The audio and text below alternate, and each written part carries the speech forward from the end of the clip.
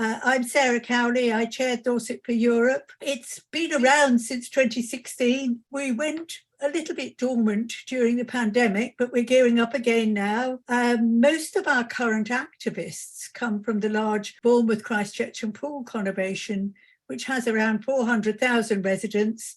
And we've mostly been dependent in this area in things like tourism and hospitality, and language schools were major earners before Brexit. But of course, they've been hit very hard by the changes, especially to freedom of movement. So workforce and short trips like school exchanges have been very badly affected. The other half of Dorset's population is spread around smaller towns and villages across what is a fairly huge county. But of course, farmers and small businesses are also facing multiple challenges after Brexit. So we're very keen to hear from Mike, including how we can increase and expand our activists. And I'm going to hand over to Hadrian to say a few words now about Salisbury for Europe, and then we'll come back to the housekeeping and to introduce Mike.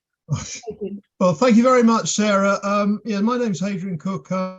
I'm a committee member for Salisbury for Europe, a founding member and a fairly recent past chairman, but I've handed that joy over to my colleagues jointly, Rick and Jane, who's next to me now. So I'm only drinking water, I promise. Just say a few words about us, a few statistics here. The city of Salisbury, the sort of built up area, is about 45,000 people. The electorate for the constituency, the Westminster constituency, is about 69,000 people. At the last election, and this is pretty well uniform, I think the Tory majority was a little short of 20,000, and it was flagged up as a Conservative hold, which is no surprise. Anyway, a very similar story to Dorset, I think. Salisbury for Europe was formed in 2016. We represent the city and the surrounding areas. We don't have a geographic limit because we started, obviously, as the citizens of Salisbury in the pro-European campaign. And we have maintained, I think, quite respectably, a solid supporter base here, because the statistics I gave you include large rural areas outside, and the electoral geography of Salisbury is a bit more complex, a bit more diverse than that. We have been quiet deliberately, really, during the early period of what I've come to call governmental turmoil, to see what comes out of it. And now, of course, we're coming out of it in this unholy mess. And we believe it's important to reinvigorate our campaign. And of course, this is all part of us doing that as well. We are keen to understand the local impact of Brexit and aware, and also, dare I say, instrumentally to promote its potential damage as well. Significant in the economy of the Salisbury area is, of course, tourism, government-backed science and engineering research. The NHS is now the largest employer, public sector, and lots of other commercial activities linked to the market town function. And we also have a cultural sector here as well. Many of our enterprises do rely upon good European contacts. And of course, the surrounding area is largely agricultural. So we are very much a central place, as we geographers say. We're therefore mindful of the problems faced by food producers as well. I'll shut up. Thank you very much, Adrian. So that's really a brief overview of what things are like for people who live in the local area and for others who are joining us from further afield, who are all extremely welcome. Dr Mike Galsworthy, who actually really doesn't need very much introduction because he's one of the most well-known faces on the pro-European campaign scheme. But actually, Mike studied natural sciences at the University of Cambridge before gaining his doctorate at King's College London. He spent a decade in Slovenia and Switzerland before returning to work in London in 2012. And he founded Scientists for EU in the year before the referendum and became a full-time political campaigner after the Brexit vote. So he's led numerous campaigns and initiatives, and he's a regular commentator on Brexit, both online and in the press. He's currently a director of the Bylines Network, which runs regional online local citizen journalism publications. And of course, he's an ambassador to the European movement. I don't actually know where he finds time for his young family, but we're very grateful, Mike, to you for giving up an evening to share your wisdom with us. We'll hand over to you. We're expecting you to speak for probably 20 or 30 minutes, but the floor is yours for as long as you wish. Right, the title I have been given myself this evening. I presented various options for titles, and it was decided, hey, why not just run them all together? So as you may have seen, the combined title is The Cost of Brexit to UK Science and Innovation and Strategies to Rejoin and Subsequent Benefits from Doing So, and How Local Groups Can Re-energize and Contribute. So I will attempt to rattle through all of those in a structured way over the next sort of 20 to 30 minutes with an eye on the clock down here, just to sort of set out some kind of landscape, because most of the value that comes from these kind of, Zoom meetups is actually the back and forth of questions. So first of all, let's talk about science so that you all feel updated about that. So I will give it to you chronologically, because I think that's the best way to get the overview and see in context where we are at the moment with it. So the UK science community was about 90% pro-Remain. That came out of various polls during the referendum about higher education, scientists and engineers, or scientists in general from different bases. In fact, there wasn't a single vice-chancellor of any university in England, Scotland, Northern Ireland or Wales that was for leaving. There's a good 200 or more universities. So the science community was very strongly for Remain, particularly because of the added value that we get from the science programme, which facilitates collaborations, which facilitates a lot of UK leadership, not just of Europe, but the world. Anyway, on the day that we left the EU, there was immediate turmoil from that point onwards. At Scientists for EU, we did a survey across the science community about what impacts were felt already within the first week or two. And we found that the falling pound, the blown budgets, meant that contracts had been stopped and hirings had been stopped. Various people who had taken up jobs to work in the UK actually cancelled those in order to stay out.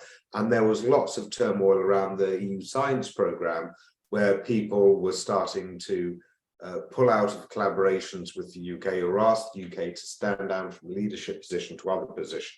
So from the get-go, there was lots of anxiety. Also, there were lots of academics within universities that had received, in the aftermath or during Brexit, xenophobic abuse, or where their friends getting that, not from the universities themselves, but when they went out, further afield in the towns and around. Anyway, the government realised the value of science and tried to make sure there was no disruption immediately to the science programme. That was one of the early things that Theresa May bolted in.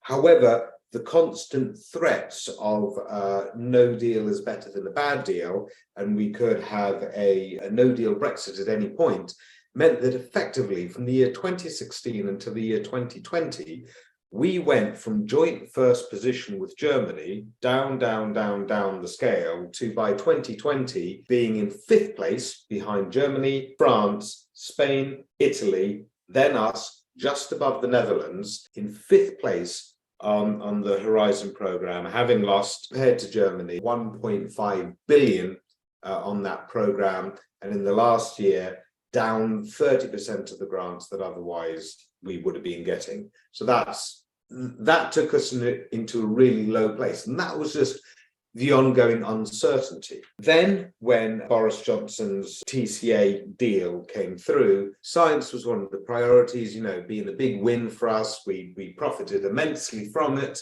And so it was like, okay, we're going to this. Okay, we're starting from 5th position, which isn't great, but we can build our way back up. The problem was that because our government decided to monkey around with the Northern Ireland Protocol and the deal that they'd already done and tried to backtrack on it, the EU Commission decided not to sign us off on the actual entrance to the next science programme, Horizon Europe, worth 95 billion euros over the next 7 years. And so we have sat, as our own science minister now says, on the bench during this programme. That means we've got access to some collaborative funds, but have not been able to be coordinators leading programmes. And with our European Research Council grants, so glamorous grants given to individuals, but worth 1 to 2, well, sometimes to 3 million, and so thereby you hire a team. We used to do brilliantly at those, but because there hasn't been an agreement yet to invite us onto the programme, there have been now coming up to 200 ERC grants that we have won, that the EU has then had to say, you can't do it in the UK, you have to find another country or it gets cancelled. The government have stepped in and said, we will cover that grant, we will pay the same money to fill in the gap, please take it up in the UK. But still,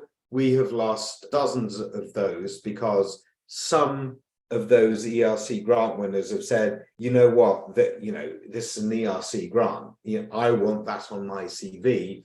I will find another lab in Europe and take it across. The situation we are in for Horizon 2020, which is really, our cutting edge position as a leadership country within Europe, thereby being a leadership country on the globe, is now that we have been sitting on the bench, as George Freeman, our current science minister, says, throughout 2021, throughout 2022, and now going into 2023. And lots of people are starting to get itchy about this. This was something that should have been solved over 2 years ago. We have been losing out. The science minister and others are thinking about maybe putting that funding elsewhere to try and build us international programs from the UK. But obviously, unless you're going to pay for 30 other countries, there's no way you can set up a multilateral program without the investment of other countries, whereby you can lead 30 nation teams and so forth and so on. It's a mess. We've been bleeding a lot on that front. That's just the science program. There is also, of course, the space program, whereby you've got Copernicus, which is Earth observation, and you've got Galileo, which is our own European version of GPS. We led a lot of the key technology in developing that, associated with some real high security stuff that these satellites would fire back for the purposes of military and other intelligence. Because we are outside the EU now, we no longer have access to the really high definition stuff of that. This is stuff that we used to lead. So one, our businesses are out from actually pitching for those cutting edge initiatives on that program that we used to lead. But secondly, we're actually cut out of receiving that information. So our government has gone and had to spend inordinate amounts of money trying to buy up private services to try and patch in the gaps. Then there's the European Medicines Agency, which basically, if we'd still had in London at the beginning of the pandemic, could have gone at the same pace as our MHRA, and we would have been the absolute stars of Europe in terms of approving everything before the US and getting it rolling for everyone, first in the world out of major developed nations. But we've lost that. That's now in Amsterdam, taking with it hundreds of jobs and tens of millions of pounds in revenue. We've also stepped out of our Euratom links, which means that things that we are associated with via Euratom, such as the big international fusion, like global fusion collaboration in France called ITER, again, we're not connected to that at the moment. Then there's direct investments, which have plummeted. Then there's talent, which is harder to get a hold of. And let's talk about universities there, because after Brexit kicked in 2021, our universities were 40% lower for EU students coming in. East Anglia had, for example, 50% lower, and the Russell universities, which usually better buffered against us, still had a 20% drop of EU students coming in. And in 2022, that has continued. There's been a 16% drop. That's because EU students who could normally pay to come to UK universities at home fees are now pitched in at the same level as international students from China and the US at extortionate levels, and a lot of them are turning their noses up that, especially those that can get free university education in their home countries or other EU countries. And EU students are particularly valuable, not just for networking, but also for the fact that they were 50% more likely to get first-class degrees in UK universities, because they're the ones that are more ambitious, more adventurous, want to travel, they're more switched on. We've lost so much of that extra capacity thanks to Brexit. And on top of that, there is, of course, the Erasmus program. Previously, we were signed up to the Erasmus program. We sent a certain number of students out and got a ton of European students coming back in, so much more, and coming to our universities and not just receiving one of our greatest exports, our higher education from the UK, but that greatest UK export happens on our soil. People come here and they live here. They spend money here on accommodation here and cabs here and food here, and so much in the local economies here. That's been replaced by Turing, which is only about sending students out, and it's not working particularly well. So we've had across science and higher education all of these insults. So finally, to wrap up this one, what happens now with that? Well, we'll have to wait and see. It comes down to whether we can solve issues around the Northern Ireland Protocol. Now, the population of Northern Ireland are supportive of the protocol. The actual Stormont, as it should be comprised, is majority supportive of the Northern Ireland Protocol. But our government, ERG, in collaboration with DUP, may pull it, in which case the EU is in a bit of a pickle. Does it want to get us on board with science anyway? Because we've already been punished a lot and it's an advantage to have us on board and it's one foot back in collaboration? Or do they want to keep the barriers up and it's embarrassing for the UK and it's detrimental to us more than them? Anyway, all of that is kicking along with lots and lots of complex factors going on.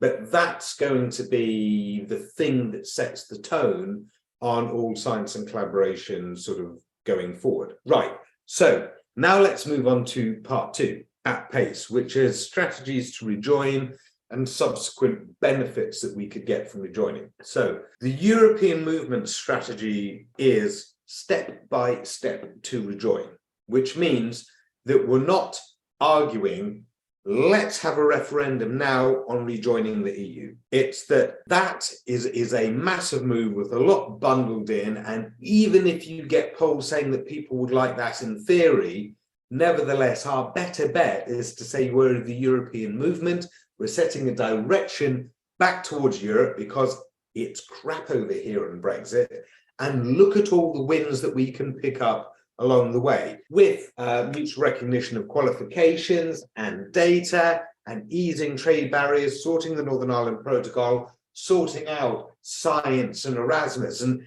you can start moving in that direction and collecting the wins. It's a natural direction to go. We are artificially distanced from Europe at the moment and it's hurting. And so it's about a directional path and collecting wins on the way to build momentum going that way. And essentially, for us, the main dynamic here is the public opinion dynamic, because you can look at Labour and you can get frustrated and say, oh God, they're saying we accept being out of the EU and it's never going to happen under Keir Starmer's Labour, yada, yada, yada. But all politicians are ultimately going to have to answer to the public. They don't lead the public. They are led by the public. They're meant to be servants of the public. So if those opinion polls about was Brexit right or wrong gets over 60% stably, which it pretty much is, and then should we have a referendum within the next 5 years, it is over 60% stably for years, and it's getting there. And then would we like to, and all of rejoin and all of those, we get to that high level, we maintain it there, and it's cutting across all the key communities, then that's a place whereby that's the kind of pressure that political parties need to respond to. And those are easy, measurable steps for us to pursue in terms of the public opinion, but then also in terms of the building blocks to getting back to the EU. And in fact, you'll notice with David Lammy's speech recently that even though he was saying, we've got to, work better with the EU while staying outside of the EU because they feel as though they have to stay there for the Red Wall constituencies, not giving the Tories any blue water or breathing space. Nevertheless, his list was sort the Northern Ireland Protocol, decrease the agriculture friction with trade, agreements on professional standards, mutual recognitions, guarantee horizon and solve that one, so we're back there. Use the 2025 trade and cooperation agreement review to improve relations and build closer with students and universities. And furthermore, develop, importantly, a new security bond between the UK and the EU. And this is what sets Nigel Farage off in alarm, saying, oh, they're not saying rejoin, but all of this is picking up the pieces of us being servile to the EU again. And he sees the threat there because he sees the direction of travel. All of these easy wins that the public don't object to at all, rebuilding towards working with the EU. That's the overall strategy to rejoin, which all pragmatic parties which have skin in the game are sort of looking at. And then, then after that, you've got the big plays of the single market and all the rest, but there are tons of little wins in order to get the direction going, and they're the tangible things. But for me, the big thing that we need to be looking at is the public opinion on all things we want, which leads the rest by the nose. So that's the way I'm thinking about it. And in terms of the subsequent benefits of rejoining, this is where we need to be, in my view, pivoting now from the negative to the positive, because with Brexit isn't working. We've been saying for years, Brexit won't work, Brexit isn't working. Now the media are starting to say that. Now conservative commentators are starting to say that. Even the Labour Party is starting to grizzle about that and saying it can be made to work. But everyone's acknowledging this at the moment isn't working. Even Nigel Farage is saying it hasn't delivered, this isn't real Brexit, and it's the Conservatives' fault for the fact that it's not working. So everyone is now agreeing that it's not working, and we will have the FT, because they've done a brilliant job, continuing to pummel it. We will have the Economist continue to pummel it, and the Guardian and independent bodies. And I'm doing a Brexit documentary at the moment, and we're getting lots of interviewees in, and that will also pummel the fact that Brexit isn't working. It's cost a lot of money. It's been a failure. It's putting up red tape and everything. What we need to have in our quiver at the same time is hope, a vision for the country. What are we about? What's the positives here? What are we going for? You can only self-flagellate for so long before you think, right, we've got to go somewhere. And there's a lot and you see, the media aren't going to make a case for rejoin. They're not going to paint a big vision for the UK. That's for us as a community to lead from the front foot. So what we need to be doing is taking lots of those negatives and just turning them round. So we know Brexit is costing us 40 billion a year, at least in tax revenues, for all the damage that it's been doing. 40 billion a year. What can we do with that? Well, that would solve the nursing issue straight away. Pay that off. We could have extra money for proper nurse bursaries in order to help get our current pipeline through.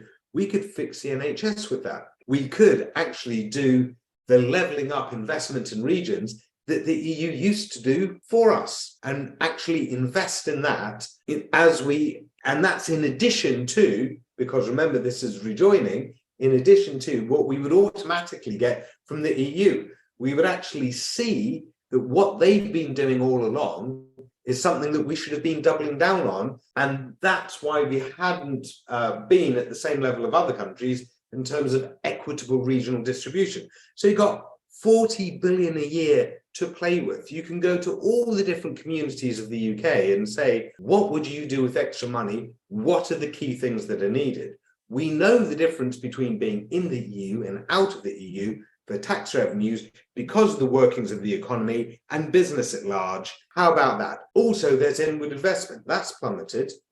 This would bring back inward investment. So these are financial positives that we'd immediately have. Then there's the cultural positives of, again, with freedom of movement, our professionals being able to work across Europe, our families being able to travel across Europe and live across Europe, our musicians being able to travel across Europe again, our students being able to work, travel, study and work elsewhere, and similarly, that brilliant influx of talent being able to come back in. Also, beyond all of those reversals of what we've had, think of the stability that we'd have about our values. We share the same values as Europe, not the same as the US when it comes to standards of food, of environmental concerns. Wouldn't it be a weight off your mind if all of those standards going forward were to be agreed by 28 different countries rather than just the sneaky whims of your own government? Then it's more cross-tested, then it's more solid. And on top of that, you've also got the political progress. We've been out in the wilderness for the past, what is it now, 7 years, right? As soon as we rejoin the EU, all of the political progress that's been made on the EU level in terms of lots of investments, lots of guarantees about standards and qualities.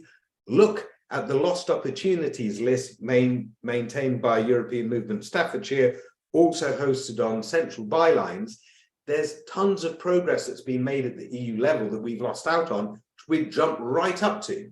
And then there's also, looking forward, the fantasy visions of UK re-engaging with Europe, suddenly understanding what it's about because we've gone through all of this learning experience, Europe being a lot more stable than it was in 2015, partly because of Brexit, thank you very much, but partly because Euro issues have been solved. We would be joining it at a later stage, more stable, and would be able to go into a leadership position there as one of the big countries. And also think about a beautiful potential scenario of the UK and Ukraine joining the EU at the same time.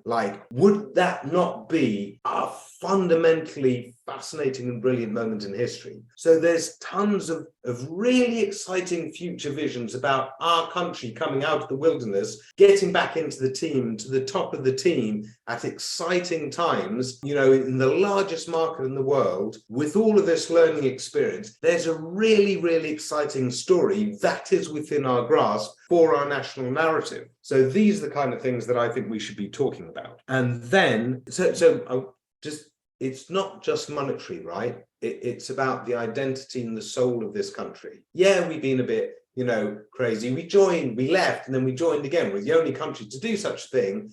But, we were live, everyone was watching us. It's a story. So think about the story of it and the national pride that can be gleaned from us, taking such a path in history. And so then the last part of the high-speed talk was, of course, local groups and how to re-energize local groups, what local groups can contribute, what European movement can contribute to local groups, how to really step it up. And for me, in the year 2023, it's automatically stepping up, right? If you look at the polls, they've really opened up. The only organization in the UK at the moment that has the size and capacity to really lead this is the European movement. This wave that's happening at the moment, this sea change in view, has not been generated by the European movement. It's been, from circumstance. It's been from, there's a lot of media-led stuff. F2 being particularly good. But we should be on our surfboard in front of this wave, paddling hard to make sure that we are the lead entity riding this wave and guiding the path that we take. So I think a lot comes down to rapidly empowering the European movement at the moment. And part of, the lead part of empowering the European movement is ensuring that all the local groups around this country that have held their pilot flames since 2019, flare them up again. And we have all those strong groups around the country. So for me, it's all about the interplay between a strong campaigning entity with enough staff to really do something, and all those groups around the country that can feed into that and get feedback from that bi-directionally so that it strengthens everything. So first of all, with membership, if the European movement is pursuing more membership, finds out where those people are, encourages them to join their local groups. Similarly, the more local groups can get new people on board through all of their activities, the more people can be pointed towards European movement for membership, meaning more money comes into European movement, which means European movement has more money to invest in a lot of the activities of the local group. That's how it should work. And what should those local groups be doing with that extra capacity and money? I would say events. Now, a Zoom event like this is great fun. Sometimes it gets people back together who haven't seen each other, for a long time, but it's virtual. Now that we're clear of the pandemic in its biggest and most scary sense, you can have a lot more actual real world physical events. People want that. Not everyone is happy getting on Zoom. We should be doing that.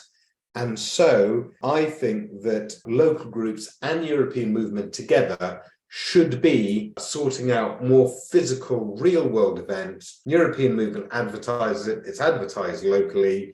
European movement helps, fund and support some of these big events, but these big events are also recruitment processes as well. And then the investment as well should be in local power. So you're having local events, you've got local campaigning with street stalls, you're gathering local stories about Brexit impacts or future opportunities and getting that to local press.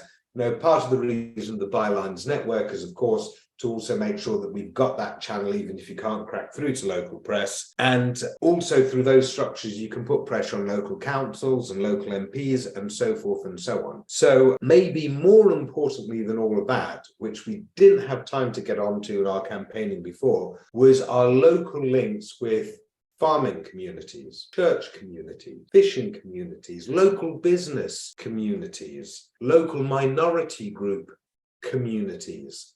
And actually, for all these different communities around the UK, particularly on a local level, finding the champions of these different communities and saying, this is our vision for the future. There is more money in it. There is more participation in it. It's a future that we want to design together. If we were to build closer with Europe and rejoin, what do you want from it? And starting to reach out in those communities and actually build those narratives. Not like the Leave campaign did with, promising Indian communities, oh yeah, we're going to keep out the Europeans so that we can bring you in, which was false, all the time, but rather genuinely, deeply genuinely to all the different communities of this country, what do they want? What do they need? How can we weave that into our future vision? Because we do need to be able to reach under absolutely everyone, all the different communities and areas of this country in order to be able to carry that forward. And that, for me, would be a hell of a campaign. And I'll just finish off with reminding you that at the moment, rejoin and, building back with Europe is more popular than the government, and it's more popular than the Labour Party. And so if they're not going to speak up for it, then there needs to be another force in this country that really does and does so effectively with fun and with energy, and that should be us. Thank you. Thank you. That's absolutely brilliant, Mike. Thank you so much for giving us so much information and so much passion and so much enthusiasm in your talk. Goodness, some of those facts and figures about the universities are a bit horrifying, though, aren't they? Really worrying. We've had lots of questions put in the chat group, and I think, Lucy, are you going to read the first one out for us? Tell us who it's from and take it from there. There's a question from Rennie Wyndham. Before the referendum, when we were campaigning for Remain, we knew about the science problems that Brexit would bring. Example, Horizon 2020, Galileo, Copernicus, EMA, and other European collaborations. So why did the newspapers and Westminster MPs not mention this themselves before Brexit when it was already known? Because, and this was one of the reasons that I founded Scientists for EU back in May 2015. For years before then, I had been part of Scientists for Labour, and then before then, just doing science policy in general. The science community was going mad in the UK, trying to convince politicians that science was important. The UK was brilliant at science. It was really worth the investment. The return on investment was huge. And in fact, it powers future economies. But we were bottom of the G8 for funding in our science. This is what we were saying to politicians Labour, Lib Dems, Conservatives, the lot. You know what they all said? Yes, yes, yes, you're absolutely right. Did it make a blind bit of difference in their manifestos in 2015? No, not a jot. And in fact, we were meant to be grateful in 2015 that David Willetts, the science minister at the time, who was in fact a brilliantly bright guy, managed to maintain science funding on an even keel where everything else was hit by austerity, right? So going into the referendum, I thought, right, now we can petition to the wider public at large. Politicians don't move a damn thing when they're being politely whispered to in their ears, but when they see the public talking about it and the media talking about it, then they move. So I thought what we needed to do with Scientists for EU was raise the alarm on the importance of science and the threat to science. Actually, what happened is by the time we got to the 2017 elections, then you saw the Conservatives promise a doubling in science, the Labour Party promise a doubling in science, the Lib Dems promising a doubling in science, up to the OECD average. But in 2015 and 2016, that still wasn't there. It really emerged through 2016 through all of our efforts, and then the immediate concerns after the vote, which prompted them to sort of change tack in 2017. So essentially, it wasn't their priority. They didn't think that it would register large with the public at the time. And in fact, trying to work with Britain Stronger in Europe, they kept saying, Mike, yeah, what you're doing is great, but the only thing that's going to swing it is the economic threat. So if you can just keep the economic threat in all of your messaging, that'd be great. It's the only thing they were focused on, getting over the line with the economic threat. So that's why it didn't feature large. I would also put a lot of blame on the BBC, because what they tended to do during the referendum was get one spokesperson on one side of the debate and another on another side of the debate. And most of the time it tended to be white, elderly, male, conservative politicians. They did an analysis after the referendum. That's absolutely what dominated their discussions. And they would put them together with the chairperson from the BBC, and they would argue. What they should have done was actually to set up community discussions in science, in tech, in fishing, in farming, in manufacturing, in green issues, what have you, and have the natural conversation from people who were interested above everything else in the health and well-being of their communities going forward. But the BBC never did that. They were completely lazy. They just did 50-50 balance on everything with spokespeople who were usually politicians. And so you didn't get that richness of societal representation that I thought a referendum warranted. Thank you, Mike. Question from Mike Cashman. What has been published anywhere about the benefits of rejoining? These are not exactly the same as what we've lost by Brexit, but is more work needed on this? Yes. Next question. No, joking. Yes. No, that's absolutely it, and that's what I'm arguing for, which is, and this was something that drove me mad during the People's Vote campaign, because a lot of the grassroots were tired of saying we demand a people's vote, we demand a people's vote, it's democratic, and having that as the only message that they're meant to go out on their street stalls. What you're actually seeing was that most people that were saying, yeah, I think we need a people's vote, were people who already decided, maybe Brexit isn't so good, maybe Remain's a better bet. Therefore, I think people like me should have another say because I've changed my mind. And so what the grassroots really needed, and what I felt that we really needed if we were going to go into another referendum, is actually the arguments for why being a full member of the EU was a better bet for us.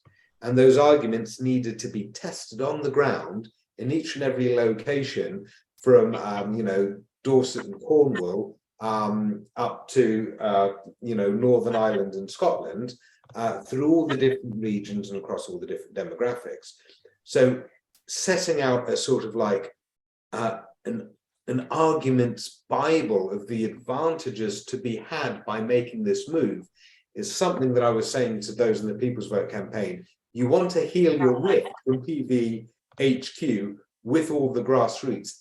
Just get some people putting together this material and get it out to the grassroots, and then suddenly they'll be a lot happier working with that, and they can do all the message testing for you and feed that back to you. That's what they want to campaign on. That's what we need to find as the solid ground to build forward on. Do it, and they wouldn't. And I think that still, you know, where we are now, I think that still is lacking.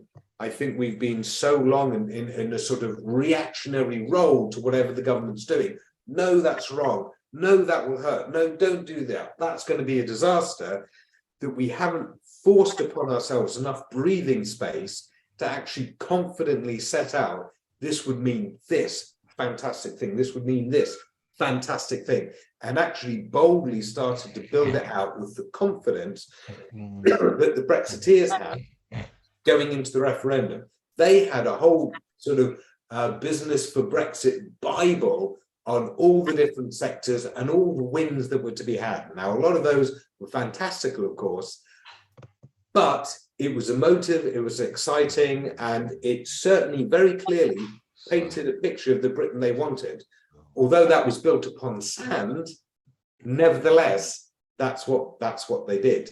We're in a much better bet because not only are we more realistic in our output and we can contrast being in with being out, but also the visions that we have resonate with the youth a lot more. You're not ever going to get a project in this country standing the test of time if you can't sell it to the youth.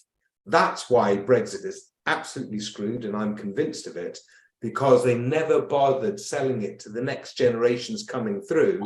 They were selling it to predominantly the Conservative Party demographics. And so how can Brexit stand if new generations of voters coming in don't see what's in it for them, and it's not being sold to them? This is our opportunity for positive visions for the next generations coming through, and then the growth therein. So yes, absolutely 100%.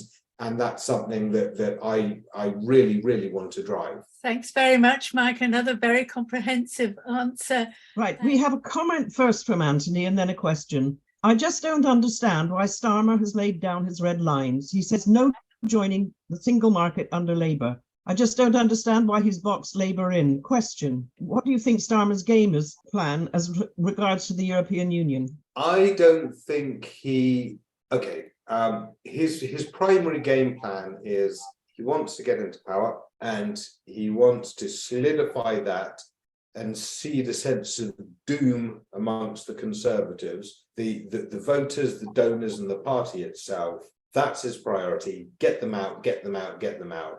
I remember asking him a question at Labour conference, I think back in 2017 or 18, it must have been 2018, when I was saying, why would you say that you want Labour in power and then sort out Brexit? Surely you want to have a vote first, you know, a people's vote on a deal, and if they vote for it, then you can take the deal, but then with the trade and the cooperation agreement later, you know, fix it to Labour's priorities. Or if people vote against it, then that's this government having screwed up, and then Labour come in, you know, with a clear sort of mandate either way. Trying to get Labour in first and then renegotiating just puts you in a hell of a mess. What's going to be in your manifesto? Anyway, he rejected. He said, no, we've got to get the Tories out. That's our priority. We've got to get the Tories out. And so I thought, okay, and you can see that's what he's about now. So his strategy is absolutely getting the Tories out. He sees his own personal future as being turned around from that 80-seat majority to what a story he manages to flip it. He banishes, you know, the Corbynista legacy of the past, all the anti-Semitism, all the worries about, you know, the metropolitan elite, reconnects with the origins of Labour, the working class, particularly in the north, bunkers that in. Conservatives can never get at it again, and comes in with a big majority, and then with that big majority, he can do what he wants. That's his focus. And I think he's also got personal scars about Brexit. That's the thing, along with the book that he's been ribbed about. He wants to shed that, and he just wants to recapture where he thinks Labour should have been. And so he's prepared to say anything about Europe to get that red wall vote and take it away from the Tories. That's his major pivot point. Also, he wants to make sure that there's no clear water or even breathing space between himself and the Conservative Party at the moment. The Conservative Party has no breathing space right now. They can't point the finger at him for hardly anything. So he's tacking close to them, knowing that everything to the left of him pretty much has nowhere else to go because the Lib Dems aren't offering up an alternative vision. And Scotland, well, that's just sacked off for the moment. That's his strategy. Now, why is he saying in absolutist terms that we'll never go back into the EU under Labour? I don't know. That's silly. You know, if he were to say that, you know, we'd never go back into the EU under him, then, you know, that gives some breathing space. But hauling the rest of the party with him and saying this is a thing that Labour will never do, you know, it infuriates. He paints himself out of any wiggle room. I think what he's doing is trying to paint himself out of any wiggle room. Can he be, is he good for his promises? No, we've seen that with Labour that is not. His drop pledges that he's made before. So I think as someone who portrays himself as being full of integrity, I actually think he's good at presenting that, but fundamentally he's not. Either way, it's not our problem. Our problem is convincing the country that we need to be back in the EU, in our rightful place there. And if he chooses to paint himself into a corner at the moment, that's his personal choice. We can't do much about it. He's just going to have to squirm later when he's in a hell of an awkward position. So that's my view on it. I have another question here from Mark.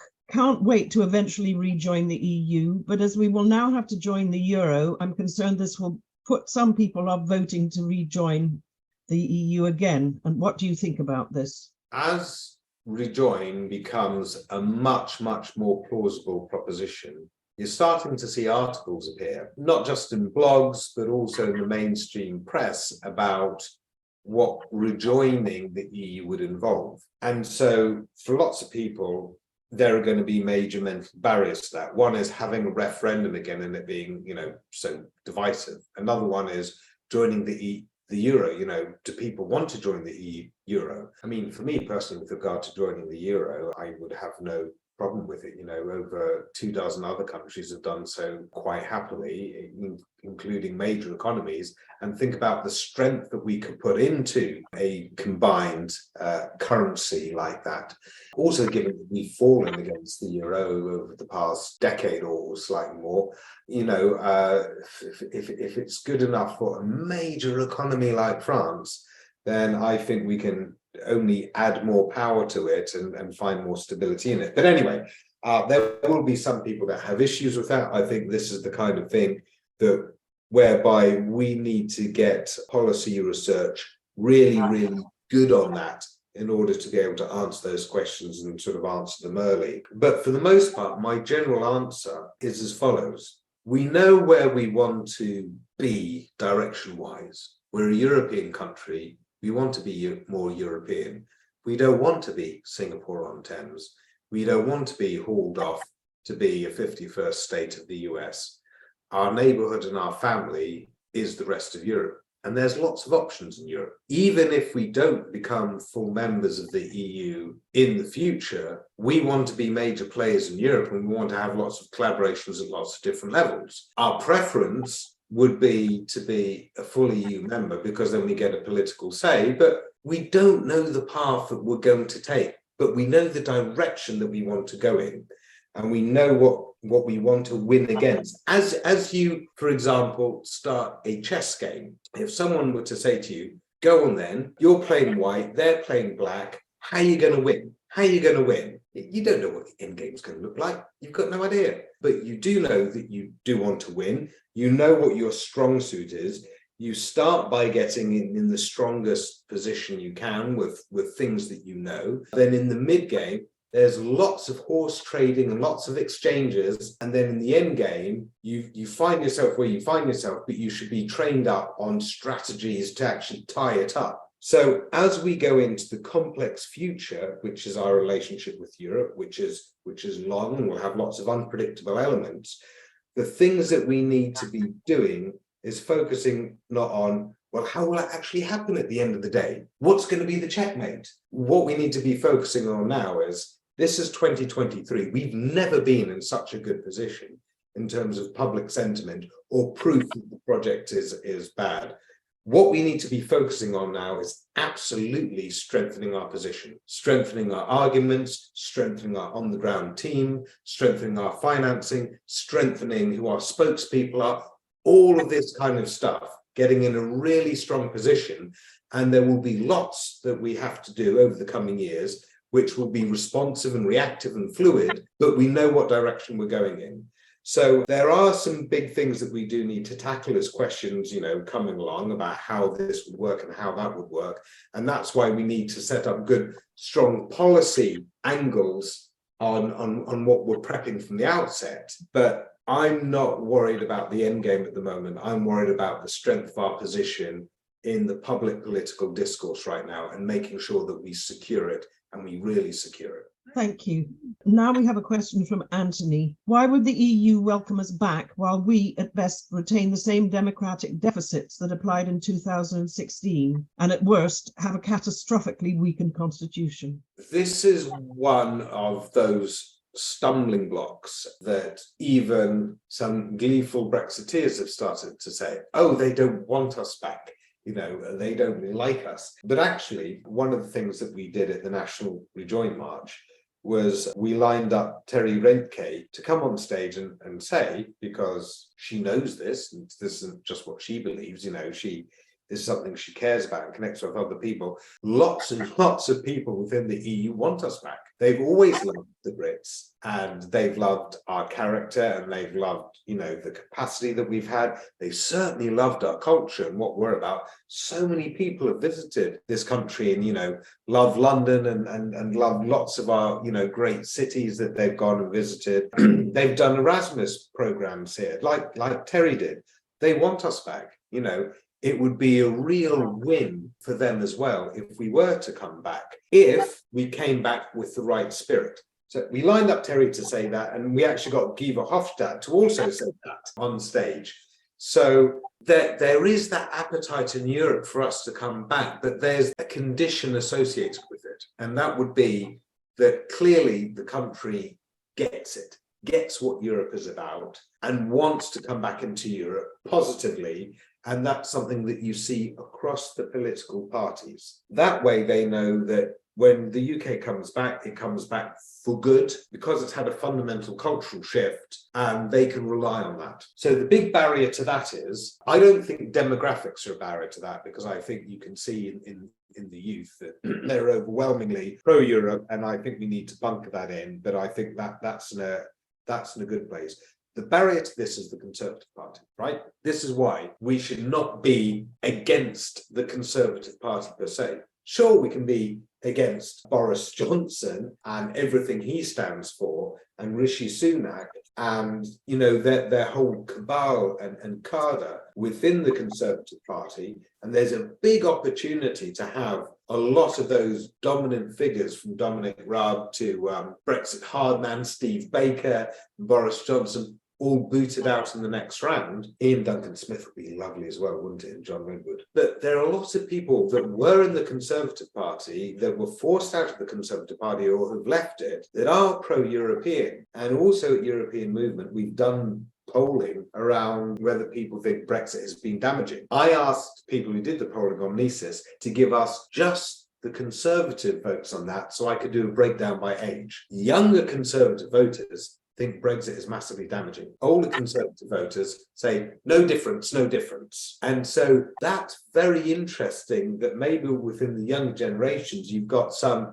subscribe to what they view as some traditional Conservative principles, which they which they link to, but they don't see Brexit as part of that. And I think there's a lot of work that could be done within the Conservative Party, from some of the old guard that are still respected, bringing in some of the new Conservative blood that have a different vision on what the Conservative Party should be and what it would need to be ever to win a general election as well. And if we can really burn and bury Brexit, then that's going to be a hugely interactive factor as well. So I think part of the future of the UK and its ability to be a quality member of the European Union and a full partner and a leading partner lies within the heart of the Conservative Party and making sure it has an overhaul. And I think that we shouldn't be shunning the Conservative Party wholesale, but actually thinking about how that dynamic might come about. Interesting. Thank you, Mike. Now we go on, which actually this question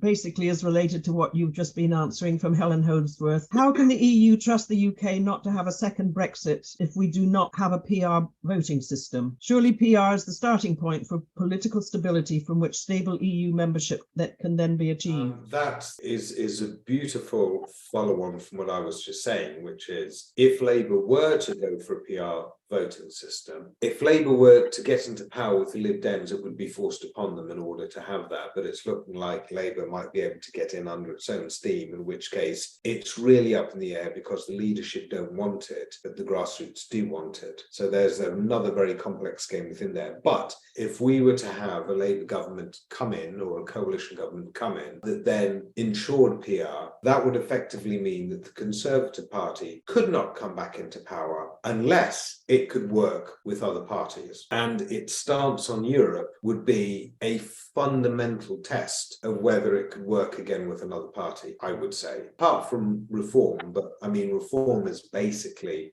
within the Conservative share, so we say.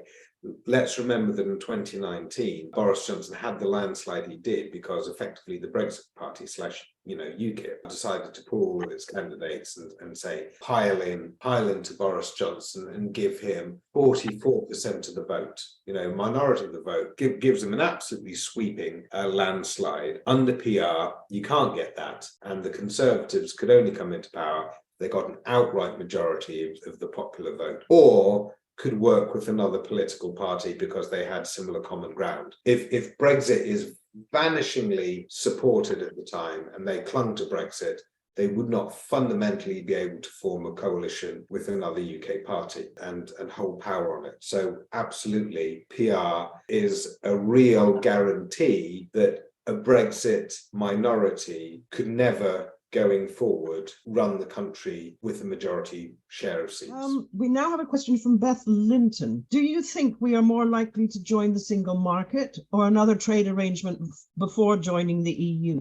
Don't know. I don't know the progress with the CCPTCC or whatever it's called. I cannot remember that acronym because it is so horrendously long. But essentially, the Trans-Pacific Collaborative Trade Deal. I think there's a chance of doing a trade deal with India, but a big part of that trade deal would be Indian visas, which this government would feel very wary about because it would big boom to maybe reform. And I just don't think that they've got the bandwidth at the moment to be pursuing any other controversial trade deals at the moment. I think they're so weak with the current scandals that they're trying to fight off, that their ability to do big pro-Brexit plays that could backfire at them is markedly diminished. So I think that what's more likely is the next agreed trade deal is going to be the next government that comes in, which looks likely to be Labour, and they won't have any commitment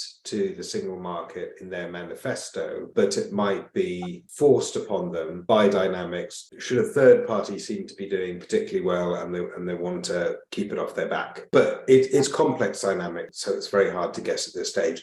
But I would say that I think any further trade deals at the moment under this current Conservative government before 2024, I'm pretty sure that they don't have the bandwidth to do it confidently. From this one from Ted Richards. Mike, you're one of the youngest people on this call. How do we engage with younger generations? Well, so essentially, European movement have done the right thing by reinvigorating young European movement and supporting it to do its own thing. You should not expect that your local For Europe meetings flushed out with keen young students. Essentially, people in professional life upwards and students don't mix for these kind of social events. It's not stable. It doesn't work. We've tried it lots of times.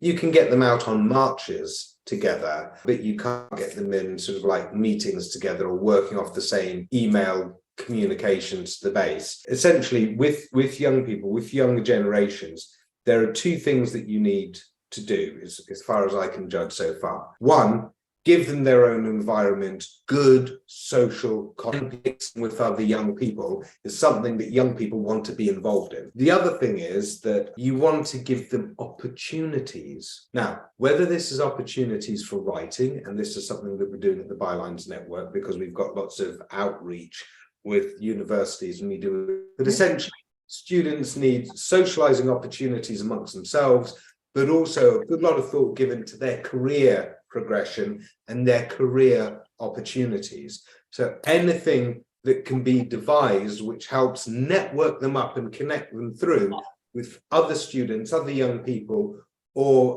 career opportunities or positions, those are all good things which then get younger people engaged, but it needs to be an environment woven for them with opportunities for them. Peter has put BFE, so I presume that's Berkshire for Europe, does very well at Reading Music Festival, connecting with the young. So that's another point. They do like their bollocks to Brexit stickers. If you can go and get them, just give them free reels of it, because then they will stick themselves all over with it, take pictures of each other, laughing with it on, and then it goes up on Instagram and they're doing a whole load of work for you. That is another particular strand which is very effective, especially over the summer. Just hand out free bollocks to Brexit sticker reels everywhere at all the youth events and all the music events. Give them out like candy, and they will do the rest. Peter says they love them and fight for them. Well, obviously, Peter, they're not getting enough of them then if they have to fight for them. So, yeah, we should budget for that. This is from Adrian and Joyce. Could a central list of what we've lost and what we would gain be collected centrally? So at local level, we can get local examples which will land with our local communities and make people realize the reality of the benefits to them personally of rejoining. Yes, I think that's a great idea. We do have lists of what we've lost. For example, in the Digby Jones Index hosted by Yorkshire Bylines is a list of all the jobs lost according to media, and there's, I think, over, there's 300 entries there at the moment, and that's not individual jobs, that's obviously clusters reported in media as businesses go down and so forth and so on. We've also got the Davis Downside dossier, which is lots of hits that have been caused by Brexit, and there's also a European movement, the map of the UK with impacts that have been reported by lots of the local For Europe. And that did actually at one stage have a lot of petrol shortages and shelf shortages, but it's also got a lot of sort of business hits or local citizen hits and things like that. I think that should be put in some kind of list together with location pins so that local groups can own a whole load of local examples and have flyers printed out on that basis. I think that would be a very, very good way of saying, here is your catalogue of local Brexit damage. And then, of course, the flip of that is local Brexit opportunities, which take, it's harder to weave because it's opportunities in general, and how that applies to local communities here from different demographics or different interests, whether it be environmental or what have you. But I definitely think that granular argumentation on damage and opportunity should be done. Just slightly following on from that, I think Wandsworth and Swindon have both done sort of a business, surveyed all their local businesses about the effects of Brexit on them. But it's an awfully heavy task to, expect local groups to do. I mean, you need a lot of people who are willing to do a lot of legwork, which is a problem. Yeah, right. That's where I think you need the central help of European move. Decent data analytics centre there and decent database bases there. And I think that's in combination with local know-how. I mean, if you think about that, that's very competent campaigning, if we can pull that off. But I think that's the kind of thing that we need to do. We're nearly finished. Last 3 questions, I think. Another quick one from Helen Holdsworth. What effect will the constituency boundary changes have on the red wall seats? Do you know? I don't know. No. Okay. Are universities becoming more vocal over the benefits of closer links? This is a truncated question from Lucy Ann Pope. No, they're not.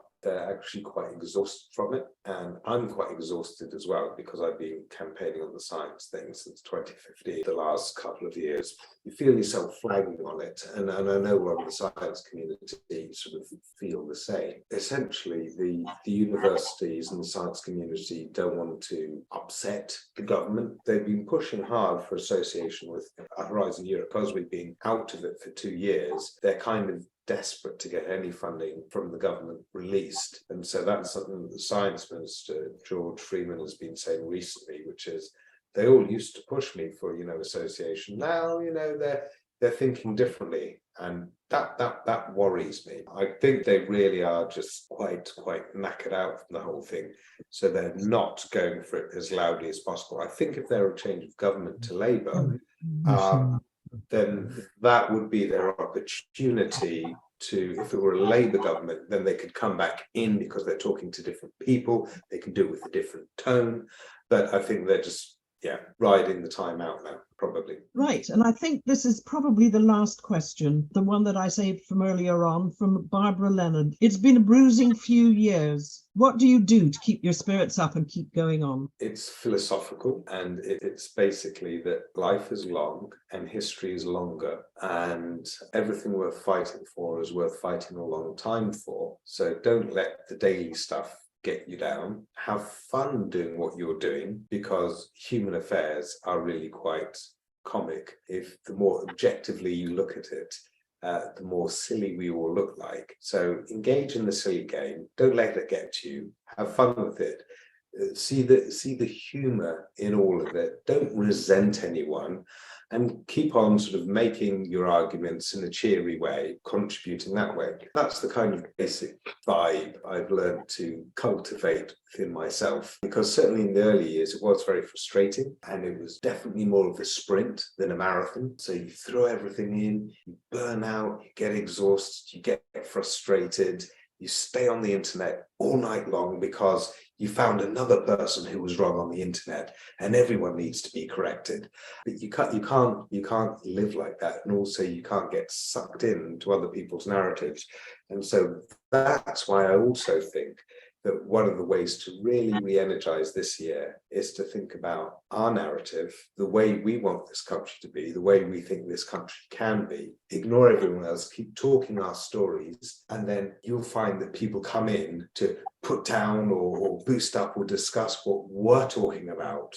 We shouldn't be chasing anyone else's narratives. The whole Brexit narratives have burnt out to dust. They're in the sand, the wheels have come off, they're falling apart. We don't need to talk about them anymore. We should be having fun talking about the kind of future that we want, and feel liberated in doing so, and find the energy in that. And that kind of positive view that over time, a country can experiment, it can get things wrong, it can bounce back, it can get back in the saddle, and that all makes a great story. Think about it all from that viewpoint. And the fact that we were part of that, a really important thing on the global level as well. And what part of that? Our communities are part of that. Enjoy that. It is a rare opportunity. So let's embrace that and get stuck in. I think that was a wonderful question to end on, and I'm going to hand over. There's probably lots of other people want to make comments, and suddenly everybody's got questions, but we're coming up to 8:30, so I'm actually going to hand over to Hadrian to say our last thanks and goodbye to everyone. Thank you, Sarah. Well, yes, my job to do the votes of thanks. So let's just go through systematically. First of all, Scott and the European movement for enabling this to happen. Collaborators in Dorset for Europe. My colleagues in Salisbury for Europe as well. I think we've learned a lot about closer cooperation for the future. and there's been something for everyone in it. And so last but certainly not least, because he's made it possible, is to thank Mike, eloquent and informative as ever. We've learnt about strategies to rejoin, the state of the political parties, God help us, environment and food standards, including agriculture and so on, something close to my own heart as it happens, science and culture, of course, very key, and of course the economic side of the cost of Brexit. And hopefully we can unhit the economy in the long term, 10 years or more, whatever timescale Mike's talking about. So consider you have a large round of applause, sir. That's all I can say. Yes, thank you all, and good night.